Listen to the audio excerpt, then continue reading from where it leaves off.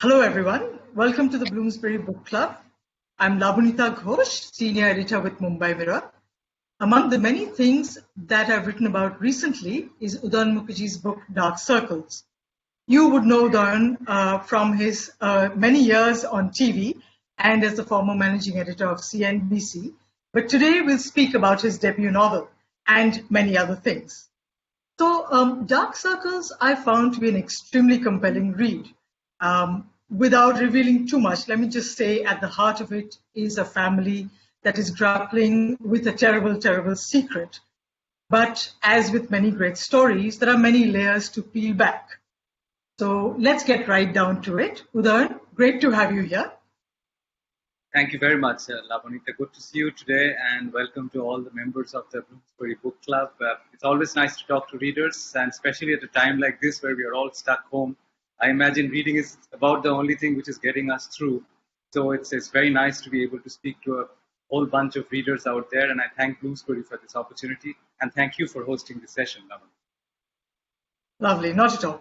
So let's get to it. Tell us a little bit about Dark Circles, particularly its very intriguing title. Well, it was always meant to be a story of a family across generations. But the way I saw this story is actually the giveaway is in the epigraph from Shakespeare, which I used right up front before the novel begins, which is to say, it's from Richard II, and it asks the question, for what can we bequeath, save our deposed bodies to the ground?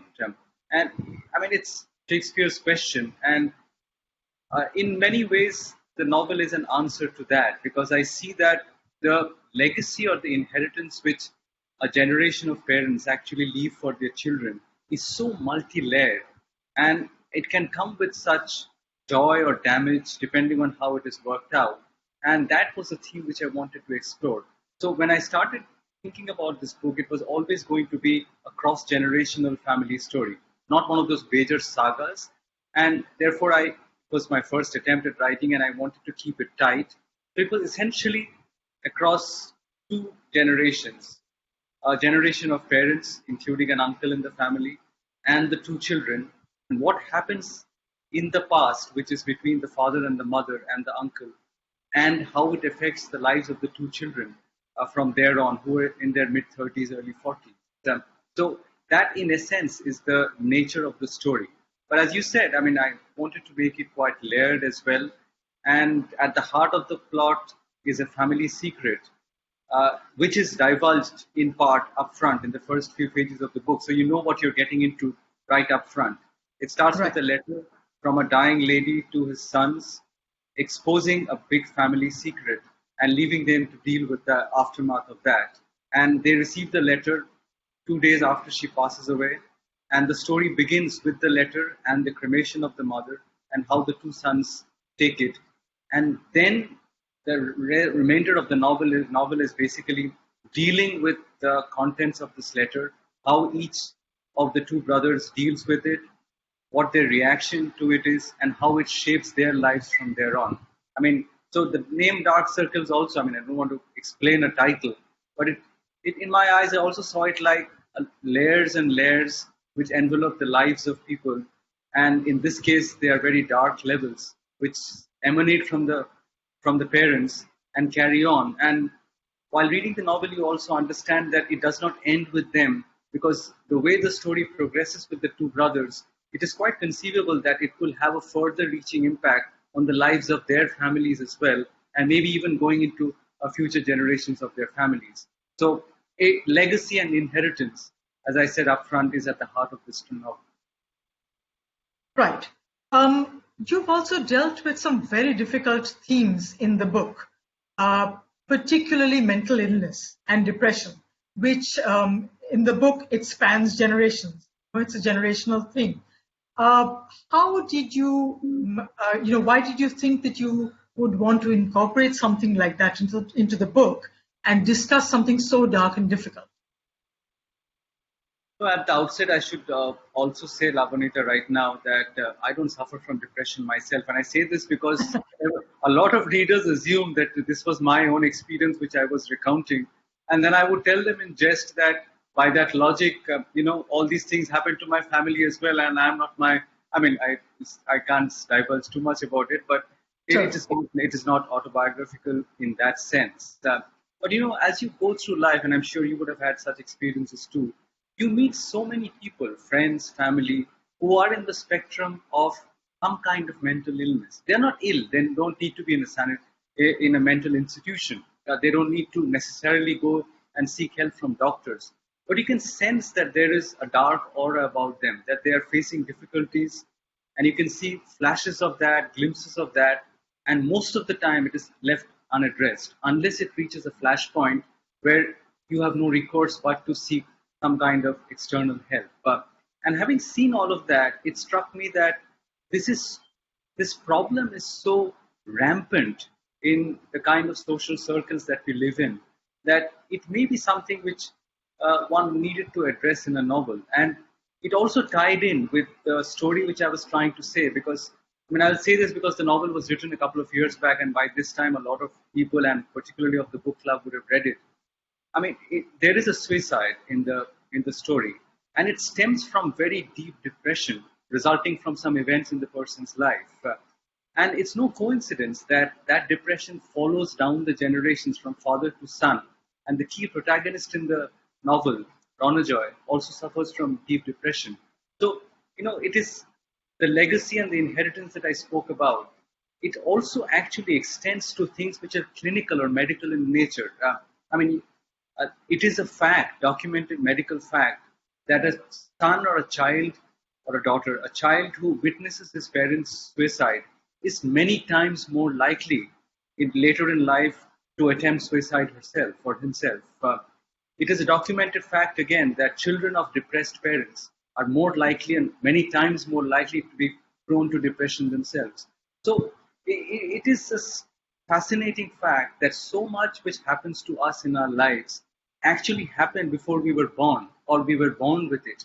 And we actually have not much control about many of the things that we grapple with later in life, including some things like depression. So I think it tied in, the way the depression moved down from father to son, maybe clinically, maybe medically, maybe because of the circumstance of the suicide and the son witnessing it. All of that is something which I wanted to scratch quite deeper. It is, as you said, it's a very dark subject. I mean, since I did not experience it myself, I hope I got somewhere close to addressing it or scratching the surface of it, because I think it is so layered an issue and so deep and complex a problem that many books, it will require reams of writing to address it correctly. It was only my first book, my first attempt at writing. I tried to do it honestly, but it's a subject which intrigues me, and I think it's all pervasive in social circles around us. In fact, it's interesting because I did read somewhere that you said that depression is like the cancer of our time. It is much more prevalent than we know. And in many ways, we're not even sure how to address it, how to recognize it. So those must have been things that that were there at the back of your mind when you were writing the book. So can you tell me a little bit about how you did the research on that front? Actually, a lot of the what you call research in this book came from basically knowing and meeting people. You read up.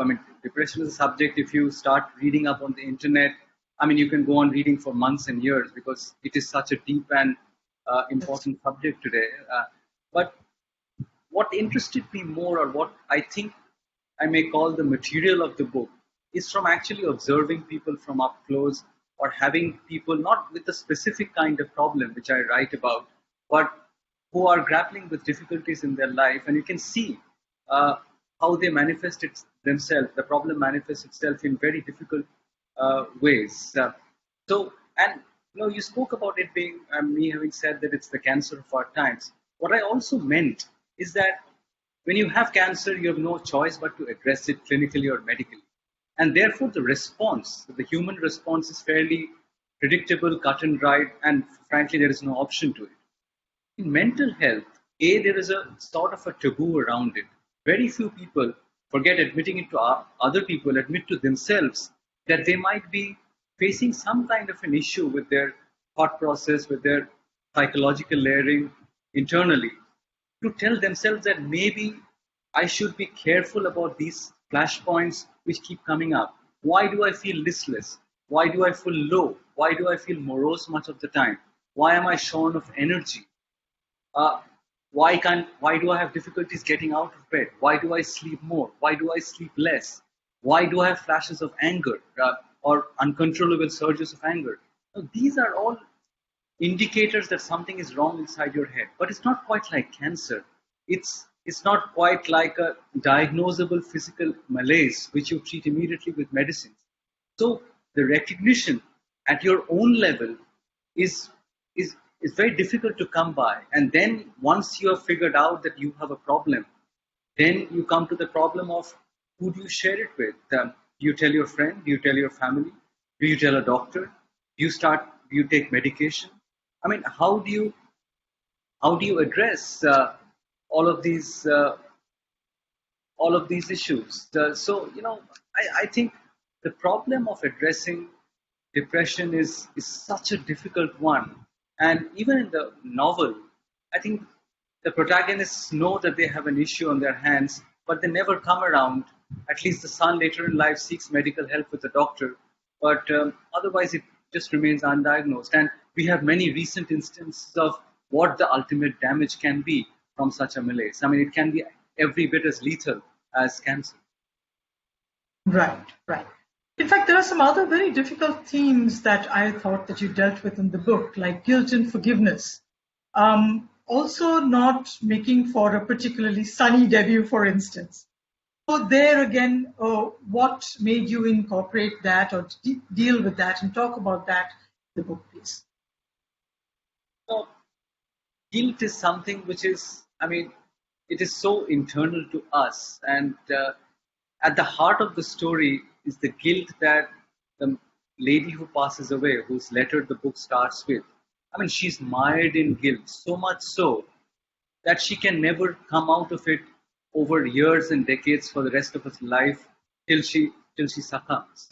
So maybe I've always had this feeling that because of the kind of social conditioning that the world has subjected women to, women probably feel guilt much more than men do. I mean, it might be a terrible generalization, but my experience is that women probably feel a deeper weight or burden of guilt when they think that they've wronged somebody. And in this case, the person just could not come out of it. But I think there is a huge possibility of forgiveness in people as well, which a lot of people who suffer from guilt do not always realize, which is what you see in the story.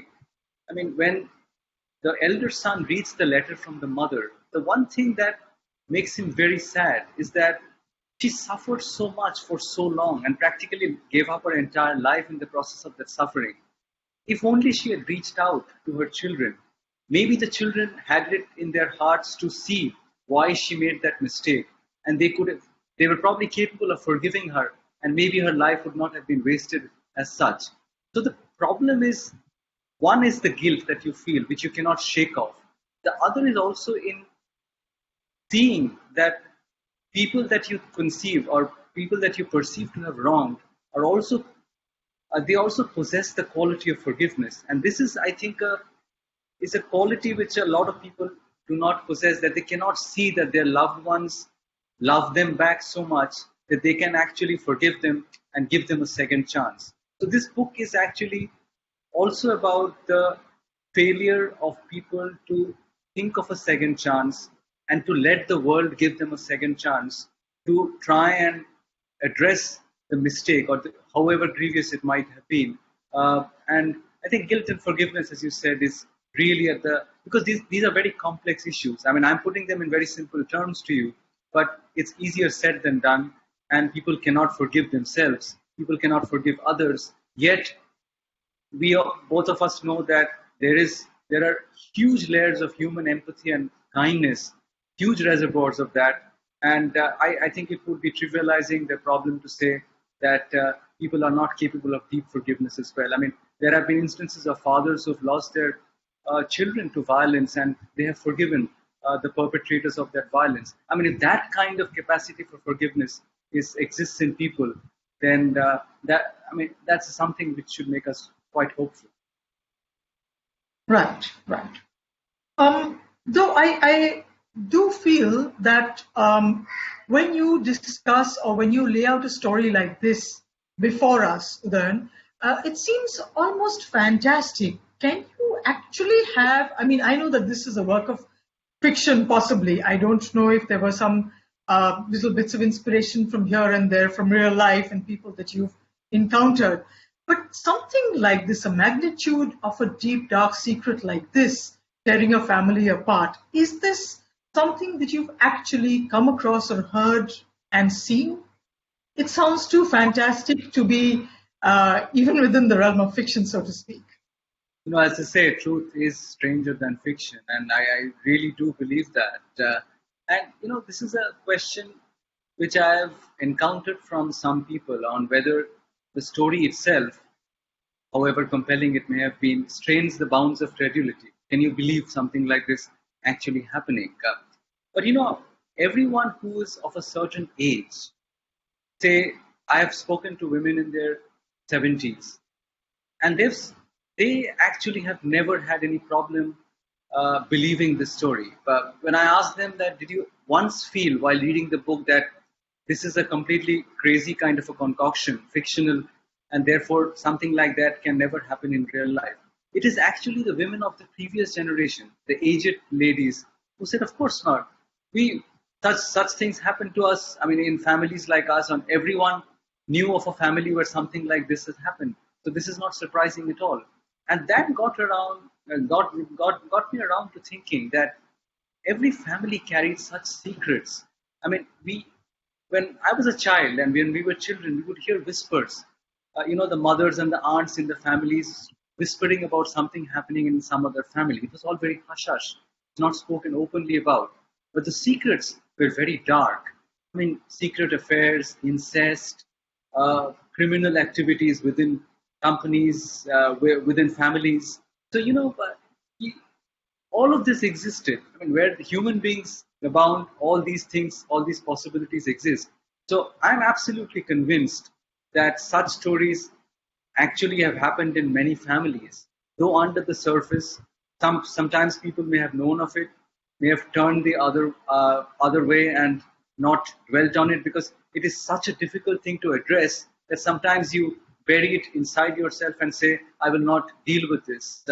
And I think most of the time these things were suppressed and they were not spoken about openly. But all families have a closet full of skeletons, the deepest and darkest secrets. And therefore, I never for a moment feel that it should be a problem in believing that such a thing might have transpired in the lives of two generations in a family. Right. Let's move the situation a little bit, the setting a little bit. There are two very important things that feature in your book. One is, of course, Delhi, and the other is the Western Himalayas. A lot of very important things, incidents in the book take place in the hills. Tell me a little bit about why the hills play such a big role in the book. Well, the most obvious reason is that I love the hills deeply. I mean, I spend a lot of the year there. I have a house there in Uttarakhand, and it's a house where I wake up and see the mountains every day. So there is a great level of personal involvement that I feel, and affection that I feel for the Himalayas, the mountains. So the starting point is that. But I think the mountains in the book are also a kind of refuge.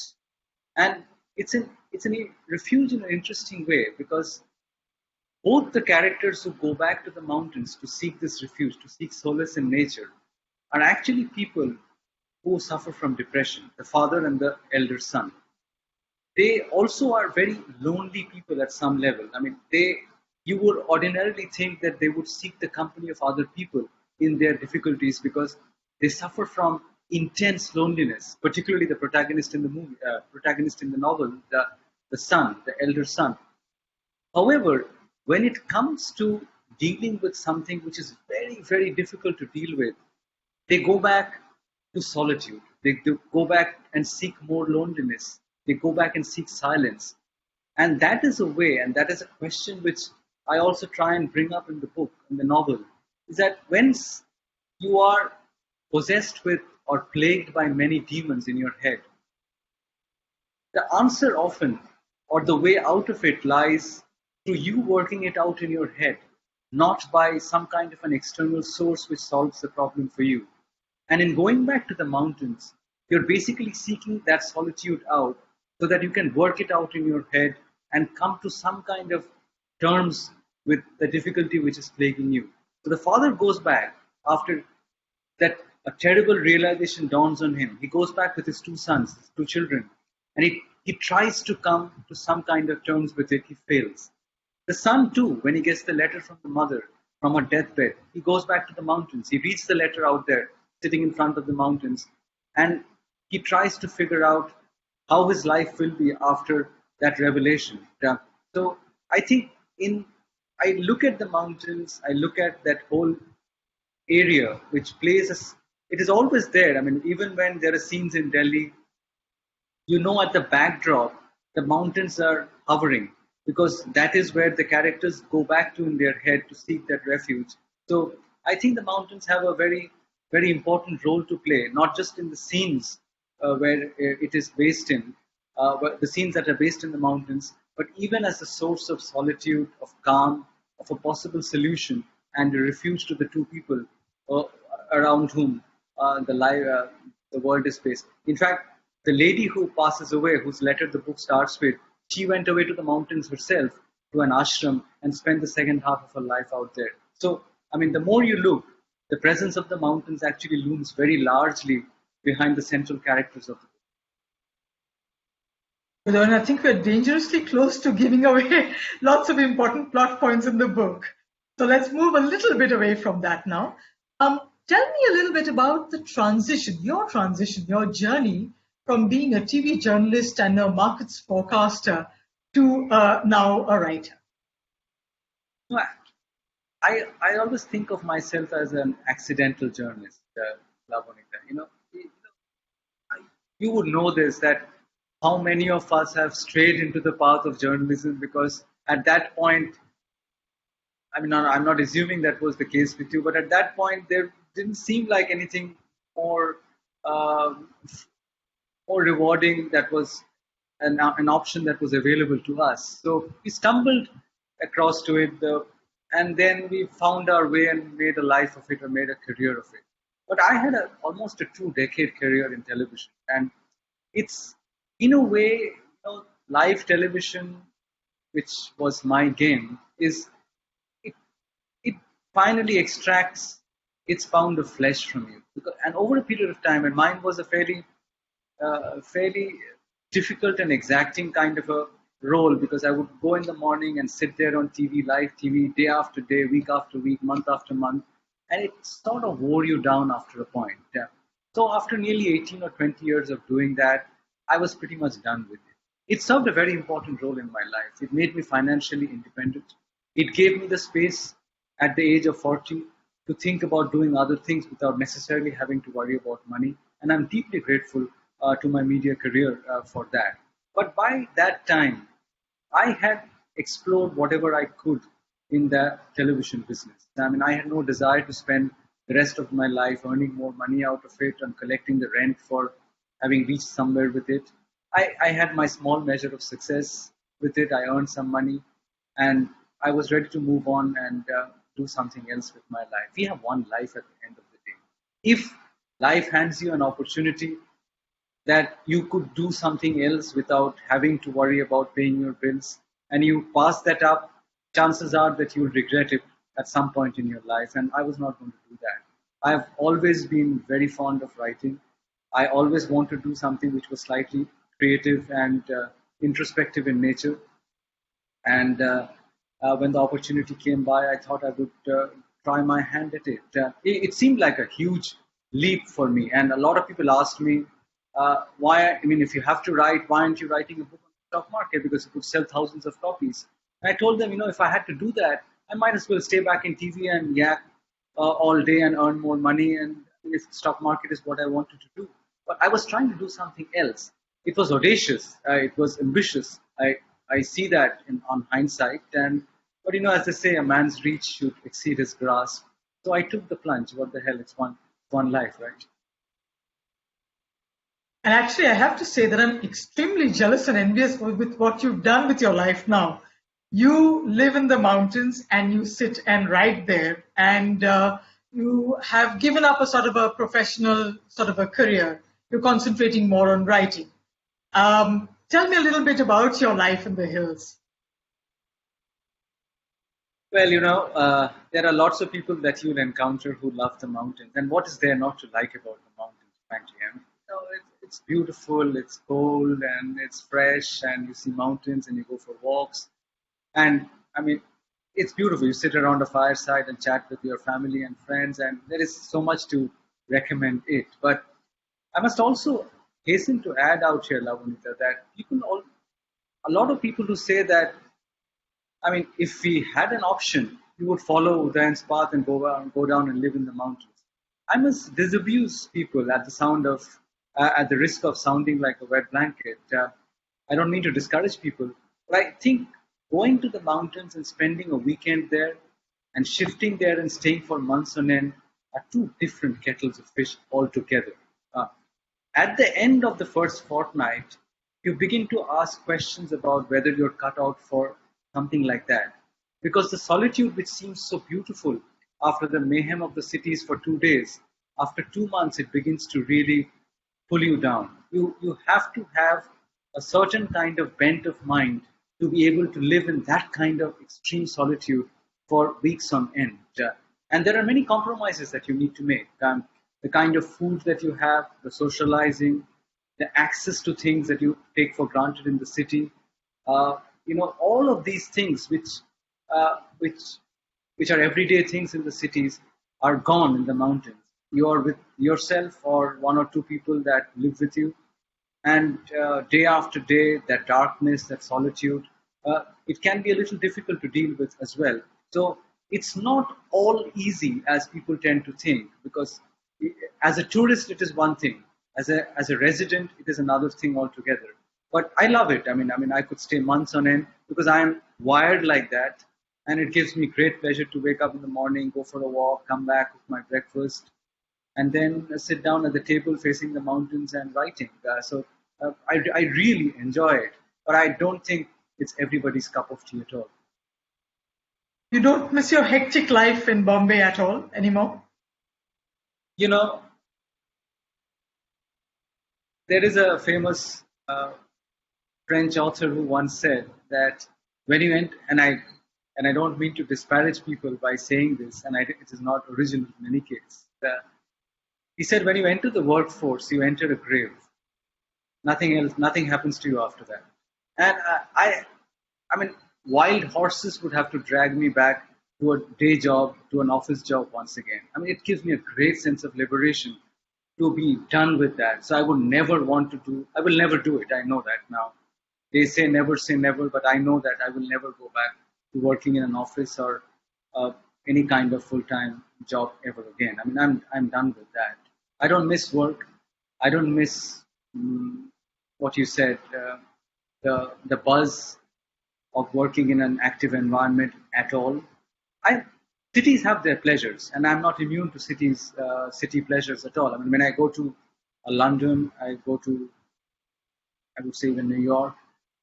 I love Bombay a lot. I mean, if there is one city which I'm passionately love and I would live in India, it is Bombay. For all its problems, I love it. And when I'm in the mountains, I miss many things about Bombay. I mean, I live in Colaba, and I know things are very different in Colaba right now with COVID, but just to be stepping out of the house, walk past the sea by the Colaba Causeway, the buzz out there. I mean, the old buildings. I love it. So Bombay is very close to my heart, and I cannot say that I don't miss it when I'm in the mountains. And I am completely aware of the pleasures of a city. And when I go to good cities, I don't think India has many good cities, but when I go to good cities, the great cities of the world, it is such an absolute delight. So No, I'm not one to say that give me mountains and I hate cities and I run away from cities. No, I mean, uh, touch wood. Right now, I probably have the best of both worlds. I mean, when it's snowing out there, I come away to Bombay and enjoy the city's pleasures. And when it gets hot out here, I'm there in the mountains sitting in front of the Himalayas. I hope this can be my life for the foreseeable future. Really, Udan, I am so envious of you and your life. I don't even know what to say. But let me ask you this: how has the lockdown been treating you?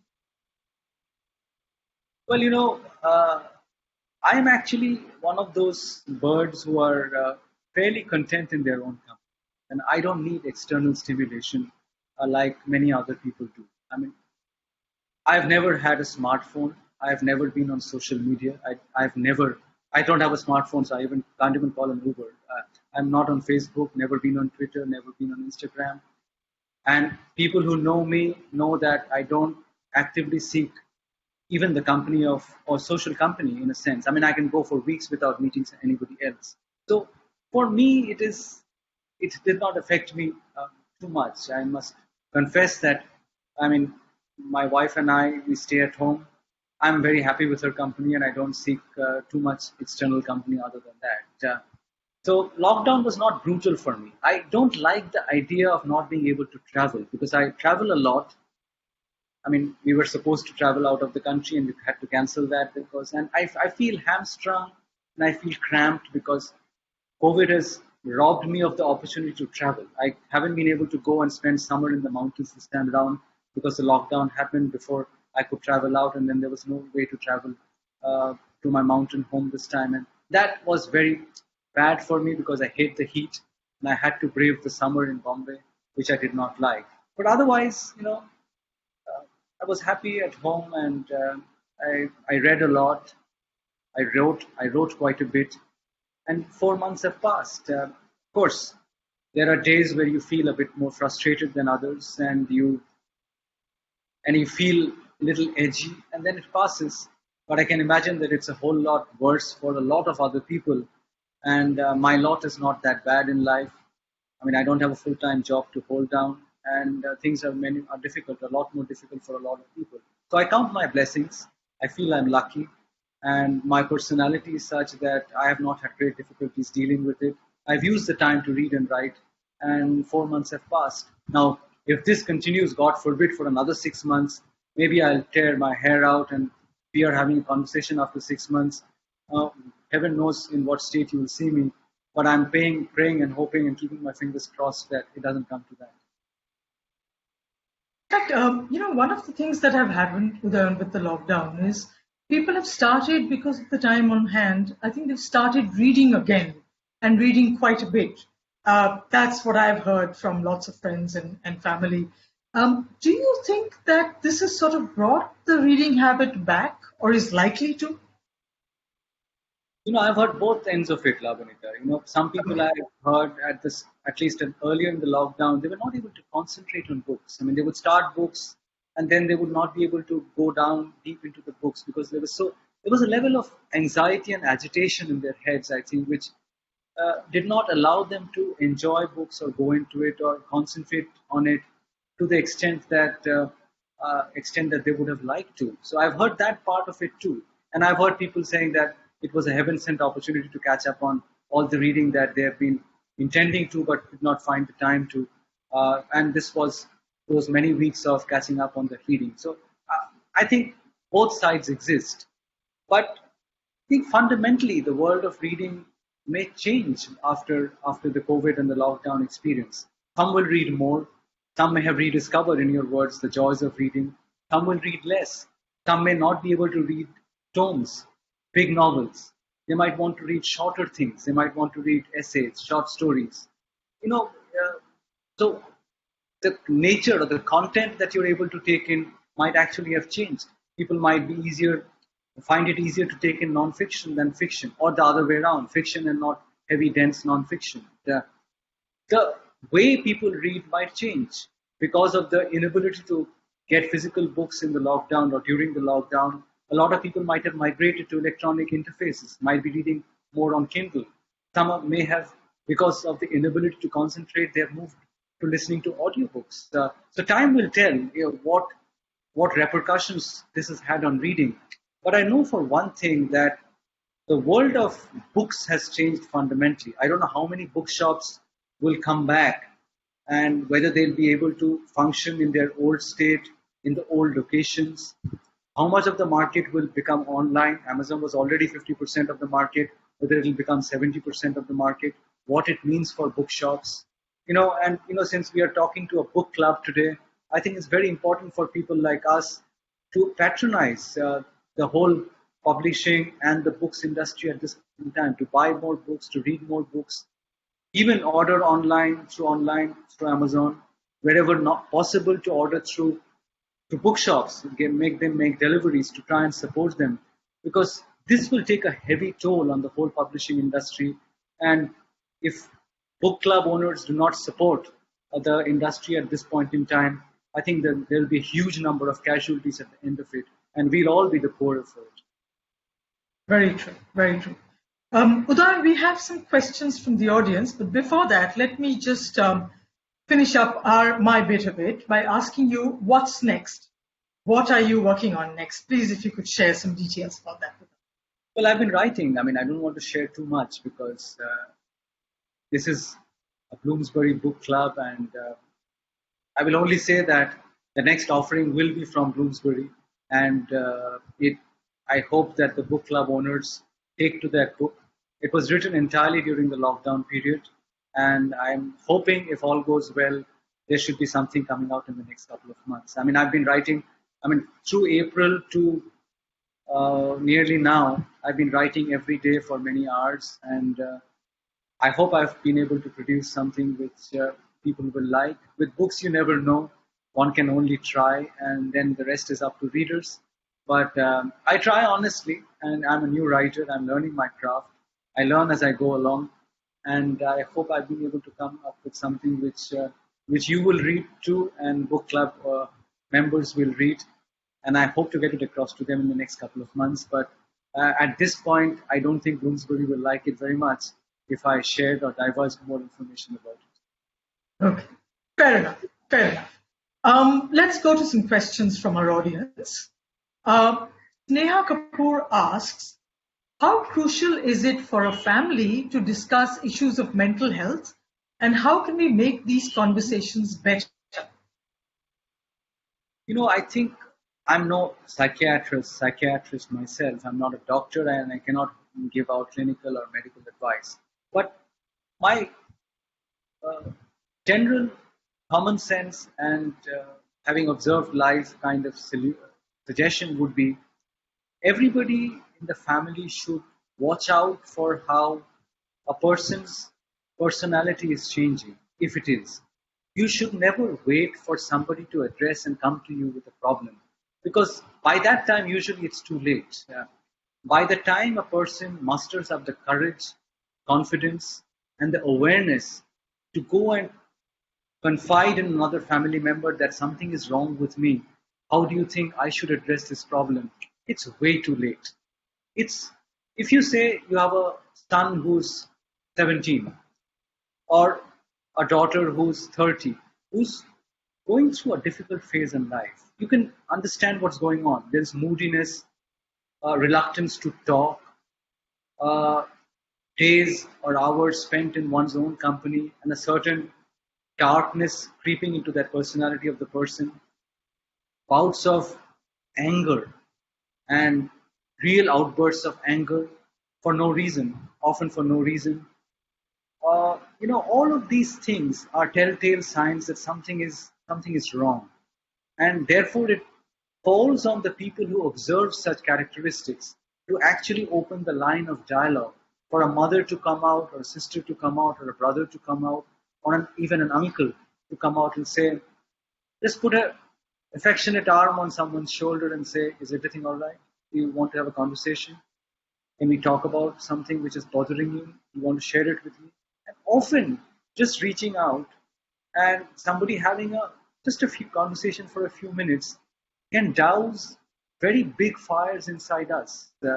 So we don't realize the importance of that small amount of human contact, which can often prevent a problem from becoming a much bigger one if you let it sort of fester inside you. And I think the best suggestion which I would have is for friends and family to actually reach out when they see some problem.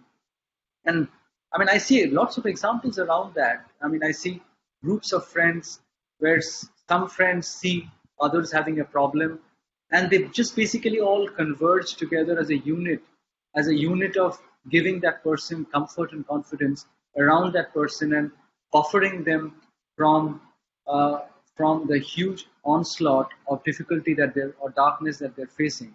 So I think reaching out, solidarity, these are the important things, and not waiting for the affected person to actually break the silence and take the first step. That I think would be my biggest suggestion for people who are in the presence of anybody who they think have a problem. Right. Yes. That's actually a very, very good suggestion. Um, okay. Tarika Gupta asks, what is your writing process like? Do you come up with an idea and plot it out meticulously, or do you sit at your desk every day and let the story and characters come to you? Well, first on the habit, when I am writing, I write every day. I mean, there is you don't write through the year because you work on a book, and when the book is done, you give it a break. You let the pages age a little bit, and then you come back after some time and read it again, and you start your first layer of editing, and then you show it to someone at some point, and then you get feedback or not, and then you try and address the edits once again. At some point, you show it to a publisher or publishers or agents, whoever, and then the publishing industry comes into the picture. But when you are writing or composing the first draft of the book, I mean, I write pretty much every day. I like to write in the morning. No, I don't wake up at 4 o'clock in the morning and write, but I usually write at about 6:30 in the morning and a couple of hours straight unto breakfast. Then after breakfast, tea, coffee, whatever, I have another session of writing, say between post-breakfast and lunch. So much of my writing is in the first half of the day. And I never write after tea time in the afternoon. I never write in the evening or at night. I'm not a night bird. So my writing is in the first half of the day. And I write every day when I'm writing the first draft of the book, either in the mountains or in Mumbai, wherever I am. But do I start with the plot? I need to, or with Dark Circles, of course, I had some idea of the story that I wanted to say. But this I will say that you don't, or I don't, start off by knowing where the story will end, what twists and turns it will take, and where it will end up. I certainly don't know how the story will end up. So you start with the basic idea of laying out with the part of the plot that you have in mind, and then you take it page by page, and after a while the story takes over.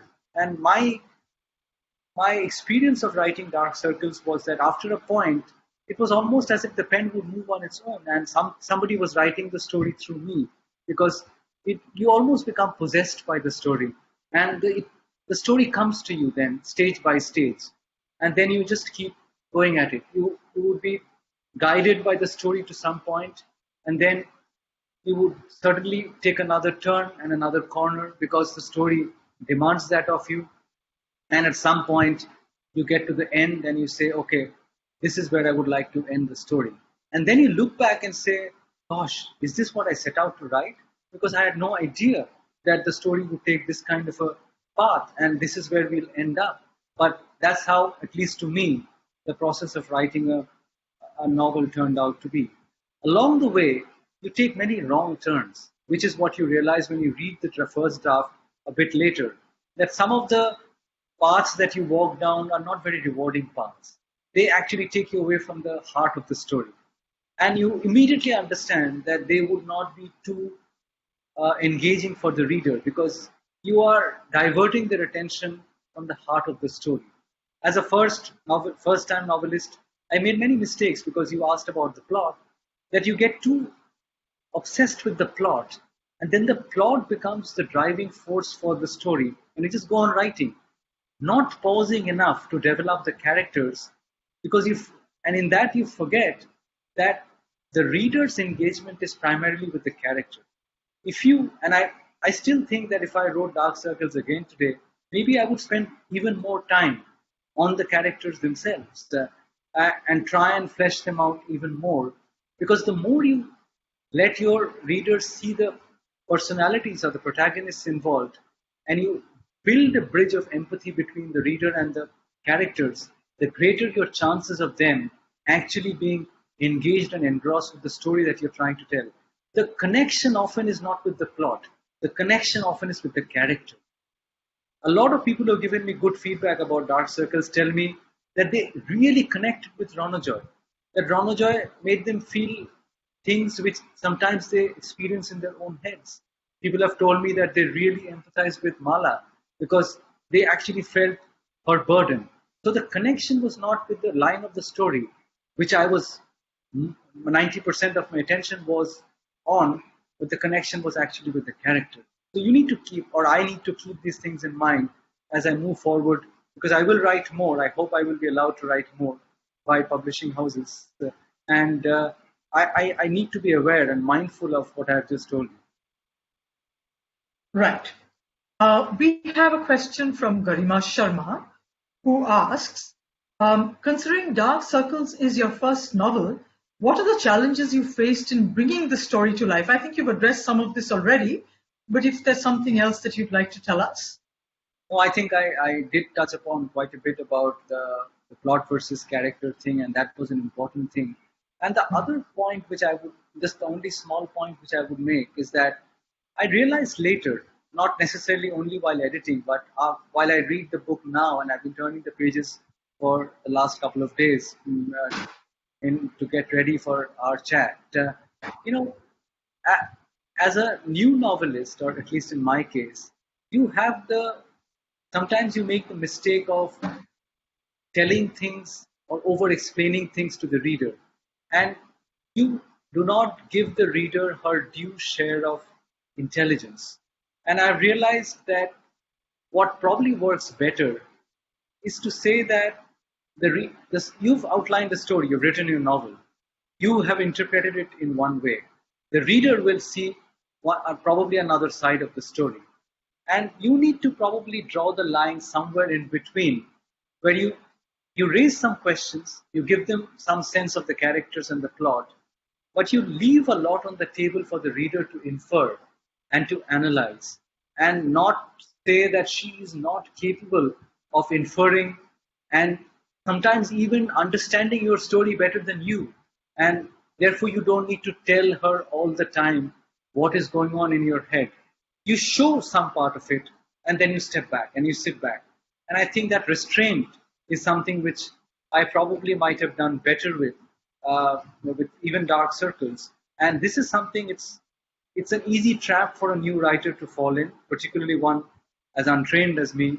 And I need to be mindful about, and Bloomsbury Book Club members will also do well if they want to try their hand at writing, is to assume that the reader is a very intelligent person.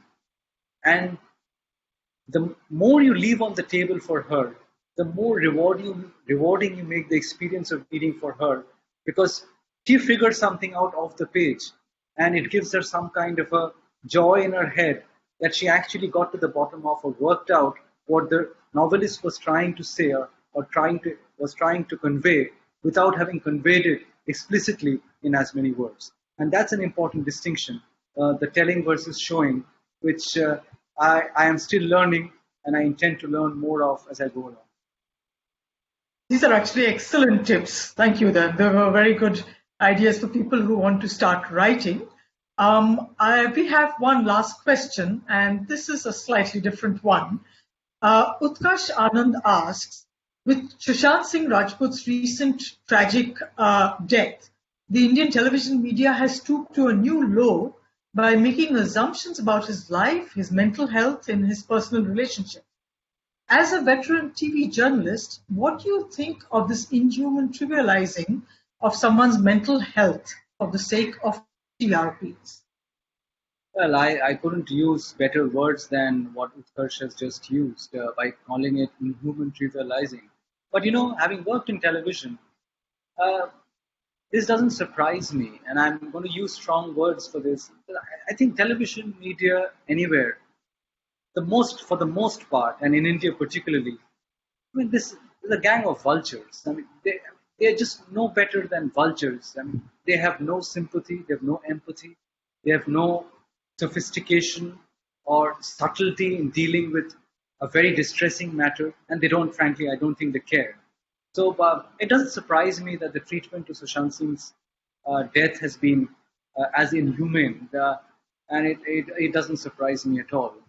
The question of Sushant Singh Rajput also is important and relevant to bring up, and I'm interested and intrigued that it has come up in the context of Dark Circles. That because one of the key protagonists in the book actually commits suicide, and in the same way, coincidentally, as Sushant Singh Rajput.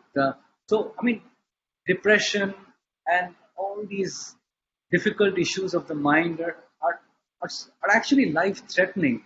And the only thing which I would say about this particular gentleman is that public life is very harsh, and it works both ways. Once you expose yourself to the glare of public life, you have to be aware, you have to be open to the darker side of it. I mean, film actors know this well, and it's not easy to deal with. And I often feel that for young people like him, success is as difficult to deal with as failure. People think failure is very difficult to deal with, but success is as well. And people fail all the time in coming to terms with extreme success and then the lows that follow after the extreme highs of that success. For young people to wrap their heads around it is just so very difficult. So this is such an unfortunate episode. It deserves all our sympathy. Him to go at such an early age, his family for having suffered it, his friends, and it has all my sympathies. And it goes to the heart of what we discussed earlier in the chat today, the dark circles of depression. And I really hope, I mean, what you and I were just talking about, if his friends or his family had seen that he was, and I'm sure there would have been enough telltale signs of him going into a dark tunnel. And if they had reached out, maybe it would have not come to this very unfortunate pass. So it is really a very unfortunate tale, but there hangs a lesson for a lot of people. And I guess readers of Dark Circles will also sympathize with the forces one is up against. And even the note on which the novel ends is a very dark and heavy kind of a note. And I really hope that I sometimes feel that my protagonist, Ronojoy, though fictional, has the courage and the confidence to come out of the hole that he's got himself into. Right, right. I think we can keep talking about this for a long, long time, Udayan, but we really have to wrap up now. So thank you so much for a lovely afternoon. And also a big thanks to Bloomsbury, the Bloomsbury Book Club, for hosting this. I think we'll have a chance on a different platform to talk about these things. Thank you. Thank you very much indeed. Thank you very much, Labonita, for hosting this discussion. It was a pleasure talking to you. I liked it very much, and we spoke about some really weighty issues. And like you, I would like to thank the members of the Bloomsbury Book Club once again for logging on to this, for supporting the whole industry and the process of reading. I hope you read more books, buy more books, and you tune in and read authors and listen to authors, because without book clubs and without readers like you, we don't exist, and the whole publishing industry does not exist. Thank you, Bloomsbury. Thank you, Labonita. And thank you, all of you who have tuned in today. Right. Thank you very much.